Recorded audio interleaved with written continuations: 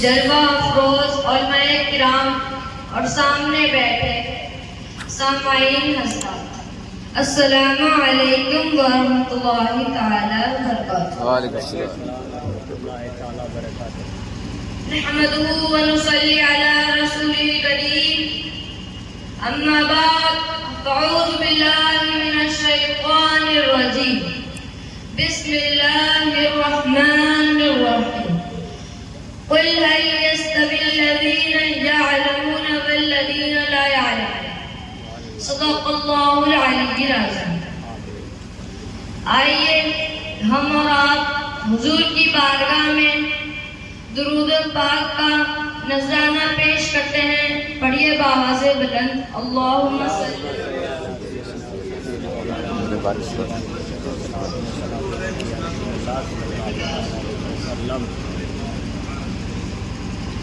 حضرات، ابھی میں نے جس آیت کریمہ کی تلاوت کا شرف حاصل کیا ہے، اس آیت کریمہ میں اللہ تعالی اپنے محبوب صلی اللہ تعالی علیہ وسلم سے فرماتا ہے، اے محبوب، آپ کہہ دیجئے کہ کیا علم والے اور بے علم برابر ہے؟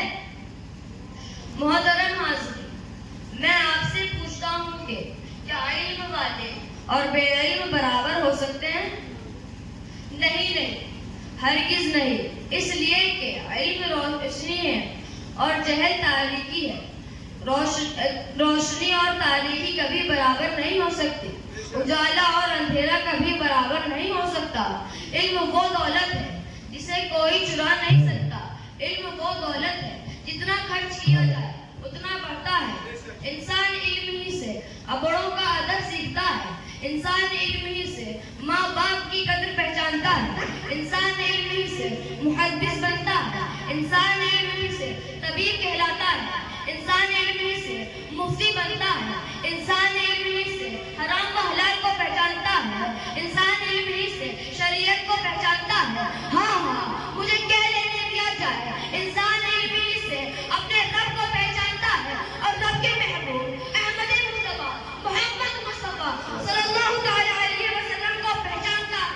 سبحان اللہ، سبحان اللہ، اللہ اکبر، اللہ اکبر، یا رسول اللہ، زندہ باد، زندہ باد، زندہ باد، زندہ باد، اللہ اکبر، یا رسول اللہ۔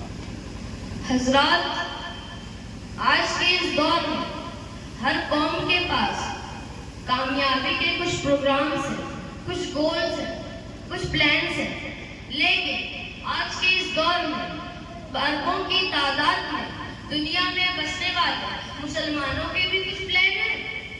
نہیں، بلکہ ہماری سچویشن تو یہ ہے کہ ہم نعرہ لگانا تو جانتے ہیں، ہم جذباتی ہونا تو جانتے ہیں، ہم ایموشنل ہونا تو جانتے ہیں، لیکن ہمیں مستقبل کی کوئی خبر نہیں۔ پوری صدی کے بارے میں کوئی منصوبہ تیار کرنا تو بڑی دور کی بات ہے۔